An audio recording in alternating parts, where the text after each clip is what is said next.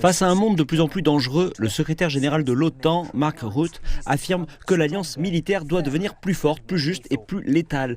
Pour y parvenir, il estime qu'une augmentation substantielle des dépenses est nécessaire. Le chef de l'OTAN a proposé un plan d'investissement qui permettra aux membres de l'Alliance de faire passer leurs dépenses de défense du niveau actuel de 2% du PIB annuel à 5%.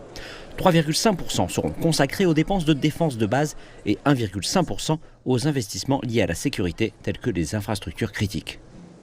Nous utilisons souvent ce mot historique, mais je pense que nous sommes autorisés aujourd'hui à utiliser ce mot, que la décision d'aujourd'hui est historique. Quand on regarde les objectifs de capacité sur lesquels nous nous sommes mis d'accord, il s'agit d'une augmentation énorme. 5% dans les dépenses de défense a été un objectif à long terme de l'administration américaine. Le président Donald Trump affirme que les alliés de l'OTAN n'ont pas fait le poids. Le secrétaire américain à la Défense, Pete Hegseth, se dit confiant que l'objectif sera accepté lors d'un sommet à La Haye plus tard en juin. Il y a quelques pays qui n'en sont pas encore là, je ne citerai aucun nom. Nous ne le faisons pas, c'est entre amis dans cette pièce. Nous arriverons à les réunir. Au sommet de La Haye, le renforcement de la base industrielle de défense de l'OTAN sera une priorité, tout comme les discussions sur la manière de continuer à soutenir l'Ukraine.